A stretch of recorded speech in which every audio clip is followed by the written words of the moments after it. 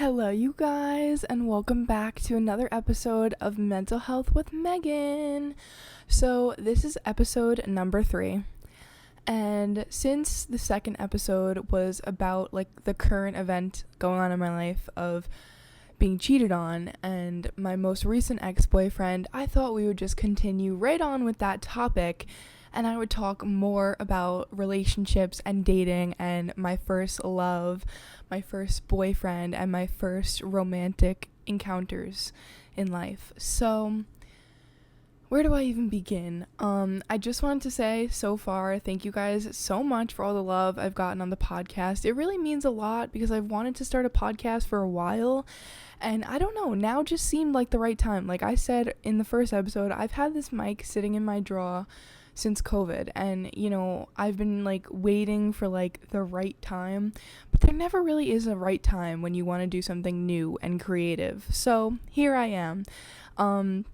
So forgive me for trying out all these different lighting things and angles, and I'm still new to this and I'm still trying to figure out what looks best, what sounds best audio wise, and things like that. So I hope you're going to stick around with me on this journey. The second episode of the podcast goes up tomorrow, so I'm really excited to put it up. And I think this episode is going to be another juicy, tea-filled episode. So I'm really excited. And without further ado, let's just get into it. I really, really like spilling tea, and I hope you guys like listening to me spill tea. And also, somebody complimented me and said that I have a really relaxing voice. Somebody said I have a really relaxing voice to listen to, and I really appreciate that because I hate listening to my voice while I'm editing. So that made me love myself and my voice a little bit more. So thank you for that. And I hope you guys enjoy listening to me talk for 35 minutes a week. And if you have been taking time out of your day to watch or listen to my podcast, thank you. I love you and I appreciate you. Mwah. So let's get into this. So I had met this guy right around the time I had just moved into this new house. And this was back in 2020. I think that we moved in March of 2020, right before lockdown. We were moving right at the tip of the iceberg when COVID started. And I had known one guy from the area, and I was kind of friends with him. So I said to him hey, do you have other people's snaps from the area? Can you maybe give me some other people's Snapchats from the area so that way I can make some new friends? And he did, and he gave me quite a few. And one of the snaps that he gave me ended up being my boyfriend. So he gave me this guy's Snapchat, and I added him. He added me back. We started talking, and we started just getting to know each other via Snapchat and having all these fun, what's your favorite color and what's your favorite movie, and dumb conversations like that you have when you start talking to someone. And I had went on a vacation. I was gone. I was away for 5 weeks right around the same time. So we did not meet in person for a while. We were talking on Snapchat for probably at least a month and a half, 2 months before we actually met. And then, we were in quarantine and lockdown. And we had both kind of debated, okay, do we meet anyway and just do it in a safe manner with masks and whatever. And he ended up saying hey, what if we just go to the beach? We could we both lived, we were, pretty much neighbors. We lived around the block from each other, and we both lived really close to this beach, within walking distance. So he was hey, what if we just go for a walk to this beach? And I was yeah, that's a good idea. I love the beach, and then, we're in fresh air. We can stay 6 feet apart. That's a great idea. Because I also at the time was living with my grandparents, who I was very scared of getting sick with COVID. If I got it and brought it home and they got sick, I was very worried about that. So we met finally in the safest way possible, and nobody got COVID, thank God. So he had been okay, I'll come get you, I'll stop by your house first, we can walk to the beach together.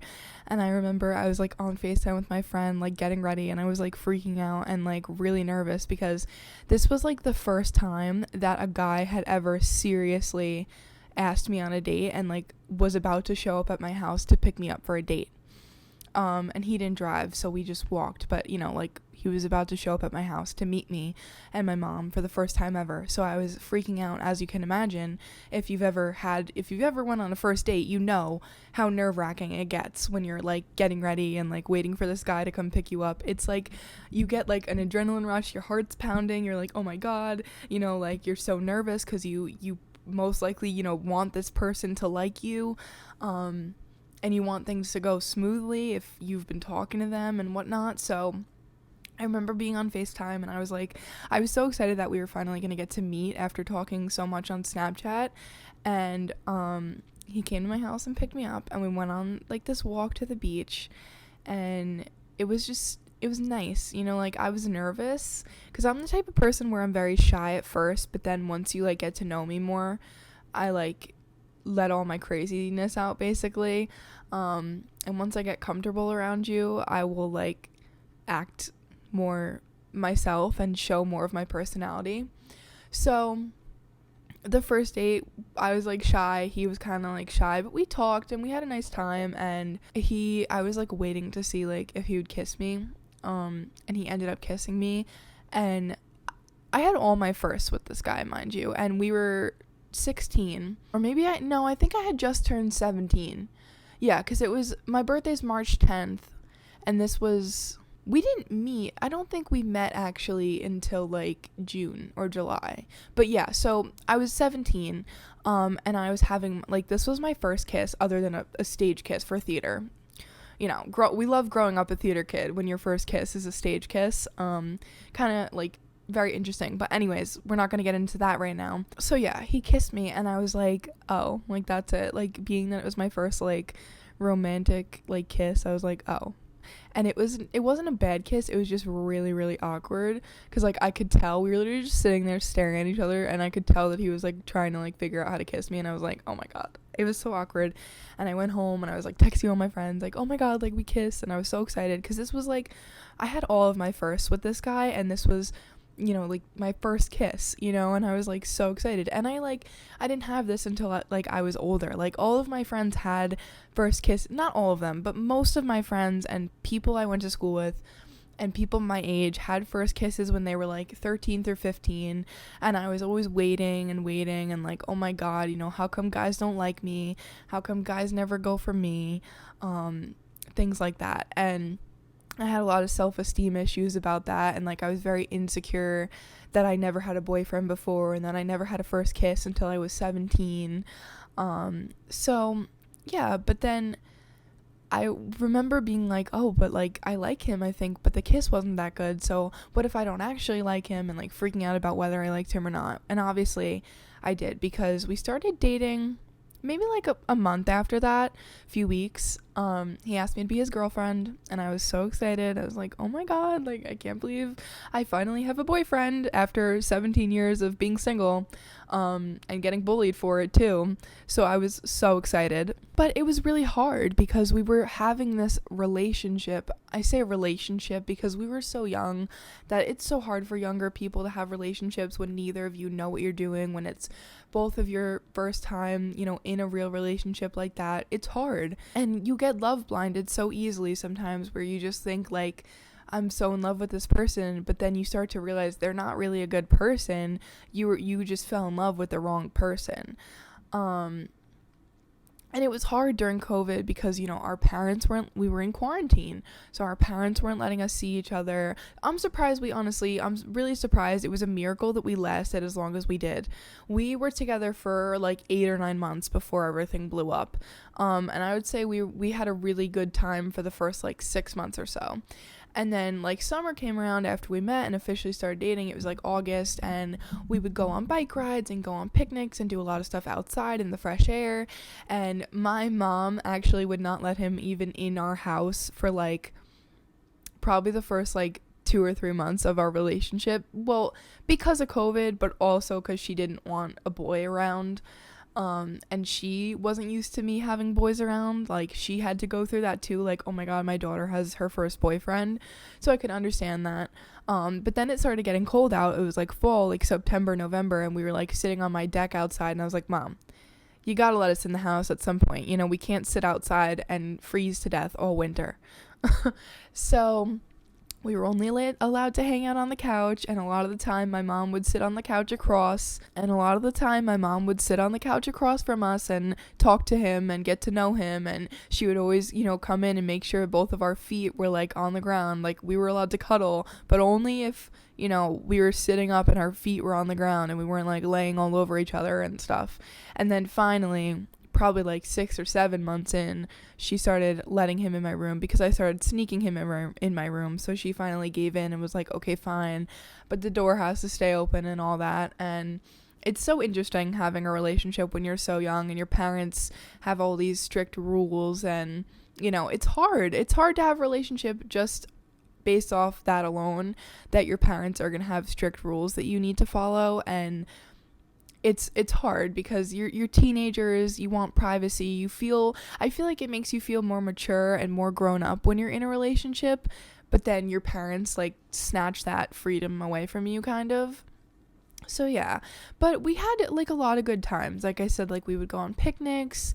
We didn't go on a lot of dates because, you know, it was COVID, but I do remember for like, I think it was our 3-month anniversary, he got me a locket with our initials on it, which now I am like, why do I have this, you know? But it was really sweet and it was really cute, and it was one of those like movie moments. Like, we were literally sitting in a park and he took it out and gave it to me and put it on me, and I was like freaking out inside. I was like, oh my god, I've been waiting for like this moment my whole life, you know? So that was like really cute. He gave me all of my firsts, but like a lot of special firsts and a lot of special things. He would bring me flowers, and every month on our anniversary he would bring me a present, and he got me jewelry, and, you know, I would go to his house and sneak to his house when his parents weren't home. So there was that kind of like exciting like adrenaline rush that we had to our relationship, like, oh yeah, you can come to my house, but like you gotta leave before my parents get home. And like it was very like childish, you know, we were young. I'm still young, you know. That was only 3 years ago. Like, that's crazy to me. It feels like it was a whole era ago, like a whole decade ago, but it was really only 3 years ago. And I saw him on and off after we broke up until last August when he left for college. So that was about a year ago. And then when he came home from college for winter break in December, I saw him again. And that was the last time that I had seen him for real. And we didn't really say goodbye the last time. We did, but it was like very, very quick. It was very, very like, bye, love you, you know, we gave each other hugs, and then we never spoke to each other again because he blocked me. And that was that. That was how that ended. But I appreciate that he kind of set the standards pretty high, even though he was not always a good person, and he made mistakes, and there were times where he was pretty awful to me. He basically ruined our relationship because he lied to me, and I was mad about it, and he couldn't understand why I was so mad because he had a good excuse. But trust is the basis of every relationship, whether it's your parents, your friends, your romantic partners. Like, trust is the basis of every relationship, and once the trust is broken, it's extremely hard to work through that. It's extremely hard to gain that trust back, and I just didn't understand why he felt like he had to lie to me. And he lied to me to kind of like protect a situation and protect a person in his life, but I didn't understand why he had to lie to me as his girlfriend. You know, I was like, what? You know, you don't trust me? You think I was gonna tell someone? So I didn't understand that, you know, and we had quite a few fights that we did work through, but I remember towards the end of our relationship, it got really, really hard, and it just got to the point where we were just bickering and arguing like every day, back and forth, same things over and over. We were stuck in that loop of arguing and arguing and arguing, but not breaking it off, because we were fine when we were together. We wouldn't argue when we were together, but then when we were apart, we would argue. I find that that's still true to this day. Like, even with my other boyfriends, like, it's hard to like talk over text and phone calls. Like, I still find that like when I'm with the guy, everything's great, and then when we're not together, we have trouble communicating over text and stuff. And that's not always the case, but I find that a lot of the times I still feel like that is the case. I'm sorry guys. I feel like this podcast is kind of all over the place today. Like I feel like there's no specific goal or story I want to tell. So I'm sorry if this seems like all over the place and like just going off on tangents and like my stories aren't complete. I'm really sorry about that. I don't really have any notes for today or like anything specific. I just wanted to talk about my first relationship. But yeah, so we were stuck in that loop of arguing, and I think that we were so attached to each other and so in love, we didn't want to break it off. And I really do think that I was in love with him, because letting go of him was really hard. And sometimes during the relationship, I'd be like questioning, like, am I really in love with him, or am I just like in love with the thought of him, or in love with the fact that he likes me and he treats me decent. So yeah, I don't know. It was hard. It was very hard at the end when we were stuck in that toxic cycle of argue over and over. The same things would get brought up and we wouldn't work through anything. We wouldn't communicate in a good way. And finally, I honestly don't even remember who broke up with who. I think that he dumped me. I'm pretty sure. And he dumped me, I think, and then I was just kind of acting like delusional, like, well, I never needed him anyway, and I'm fine, and like, I never liked him, blah, blah, blah, blah, blah. But that was not the case, because we didn't talk for, I honestly don't know how long it was, like the first time that we went without talking, but I think it was like maybe like a month or 2 months even. And we didn't talk at all. And then I texted him and he was like, or someone like asked to hang out, and we agreed to hang out. And we immediately fell back into like, we were still in love with each other, you know? So we just like unofficially got back together. We didn't like say that we were back together, but we kind of were back together. Or we were like friends with benefits, but we still were in love with each other, and it was very obvious, and he wouldn't admit it. And then finally I got him to admit it, and I was like, yes, I knew it. Like, you should have just admitted this months ago, because I knew it. Like, I'm a smart girl. I knew that you were still in love with me. So I was like, yes. And I thought that maybe, you know, we could make things work, but it just, we weren't compatible.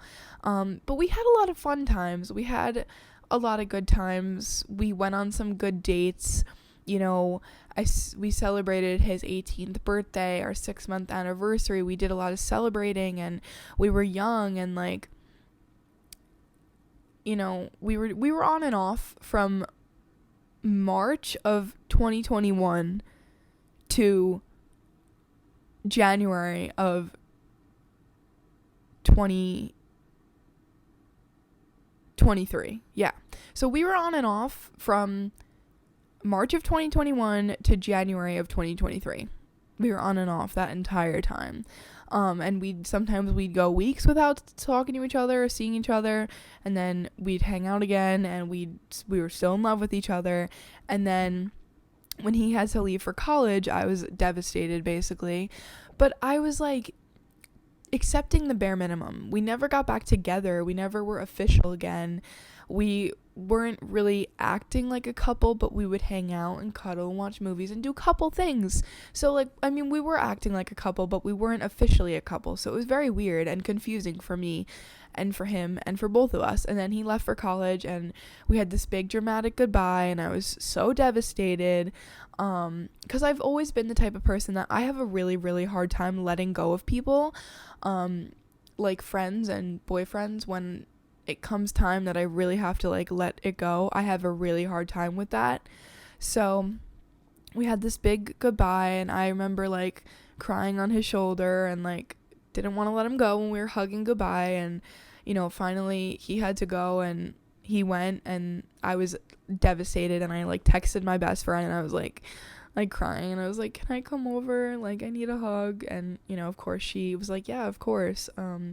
And she was there for me during that, and I'm really grateful for that, because I really needed another person to lean on during that time. And I I fully convinced myself when we ended things that I was never going to find another love like that ever again, and that no guy was ever going to love me like that ever again. And then even if that did happen, that it wasn't going to be that guy, so it wasn't going to be as good. And then I found love again in the future, and I just went through another breakup, and I know now that I will find love again in the future. I will find a better man. I will find the love that like makes you feel like you're in heaven, like the guy that makes you feel like a home, like you're at home when you're with him. Like, I know now that I will find that again. But when I went through my first breakup, I didn't know that, and I fully convinced myself that there was no way I'd ever find that again. And that's why when he went back to college and I met this other guy that I just, dumped because he cheated on me, that finding that guy helped me get over my first boyfriend, because I finally was like, oh my god, like there's a guy here again that is like madly in love with me and would do anything for me and treats me right. Well, so I thought, but like that helped me get over my first boyfriend, was finding my next boyfriend. And it was like unintentionally a rebound. I never meant for it to be a rebound, but it kind of was. So that's the one good thing I can take away from my most recent relationship, is that it really did help me get over my ex, and it really made me realize, like, no matter what, no matter how many breakups you go through, there is always going to be another person that will love you better than that. Because this guy, my most recent boyfriend compared to my first boyfriend, major difference. And the second time around was much better than the first, even though it didn't end well. It was much better than the first and much different than the first. And when I went through this breakup and my friend was sitting, on my bedside while I'm laying there crying, she said to me, "You're so young. Don't worry. You still got plenty more guys to cry over." And I'm like, yeah, that's true. And while I do want to get married someday, I don't know if I really want to get married someday. I feel like it's hard to be with the same person for, your entire life. If you get married when you're 25, you have another, 50 years or potentially more than 50 years that you're going to be with the same person. That sounds really, really hard, and not every person is going to be able to make it through that. And my grandparents have like the cutest love story ever. They got married very young. I don't know exactly when, but they met when they were 15. They got married very young. She went with my grandpa to his army bases, and then they bought a home together. They bought another home together. They moved out of their first home, bought another home, and they had 6 beautiful kids, and they were together for the rest of their lives until my grandma passed away. I think it was, I want to say 75, 76 years. And yeah, he stayed with her until she passed away. And that's real love, like that makes me so happy, because that's real love. And that just reminds me that no matter how many times I think that love like that doesn't exist anymore, it probably does. There are plenty of people who have great love stories that they met in high school and they got married, and my friends that were dating in high school are now getting married, and it's crazy to me that a lot of people I know are getting engaged and married very young, because personally I don't want that. I would never be ready to get married right now, and I honestly I want to get married when I'm 26, 27, 28, around there, but if I found a soulmate now and we were together for a while and he proposed, I'm sure I would say yes.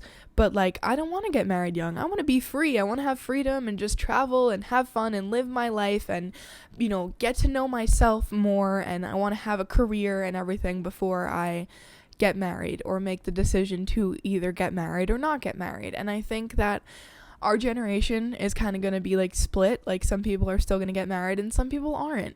And this was very interesting. We were talking about this at my job the other day, that when people used to get married really young, a long time ago, probably 100 something years ago, people would get married when they were 15 or 20, but they would only live until they were 40 or 50. Now you can get married, at any time, from 18 on, but you might live until you're 95, so we have longer lifespans, and we're still practicing something, marriage, that was created, as a social construct or whatever many, many years ago when everything was different. So that's just really interesting to think about. But I do think I want to get married someday. I have this vision in my head of coming home to my husband and my kids and being so in love. And of course, like, my wedding, like, every girl, for the most part, dreams of having a really awesome wedding, which is me. I've always, since I was younger, because I love event planning also, so I've always been dreaming of a really, beautiful, fancy, fun wedding. And I also want to marry a guy that hopefully has, siblings and a big family, because I'm an only child. So if I don't marry into a big family, I won't have nieces and nephews, which makes me really sad. And I also just, I'm a people person, so I want to marry into a good family. And, I have this whole vision for myself. And I really do think that someday it's going to come true, and it's going to be a wow moment. I'll look back on this podcast and be like, remember when I was sitting in my room, talking about this, and then it's happening someday? That's going to be really awesome. But yeah, I guess the whole point of this podcast is just aimed at the younger people. You're going to have a first love, whether you're 13 or 15 or 18 or 20 or 25. At some point or another, you're going to fall in love for the first time, and you're going to get heartbroken for the first time, because there's a pretty good chance that your first relationship isn't going to last forever, and that's okay. That's just part of life. But just know that you are worthy, you are enough, and you're always going to find a guy or a girl that loves you more than the previous one did and will treat you better than the previous one did. And if you find another person that treats you the same or worse, bye-bye. Goodbye. Because we don't stand for getting treated like shit here. No, no, and no. So yeah, guys, I'm sorry if this podcast was kind of all over the place. I didn't really have a main goal, but I just wanted to talk a little bit about my first relationship and the first time I was in love. And it was puppy dog love. We had our honeymoon phase where for the first 6 months there was no arguments. It all seemed so perfect and so magical, and then we got hit with the hard things and we didn't know how to handle them, and that's okay because we were young. But yeah, I just wanted to talk about this today, since last week we were talking about relationships and dating as well. Thank you so much for watching the podcast or listening to the podcast. If you stuck around till the end, comment a kissy face emoji. And I love you guys so, so much. I will see you guys next week for the next episode, and I'll talk to you guys soon. Bye.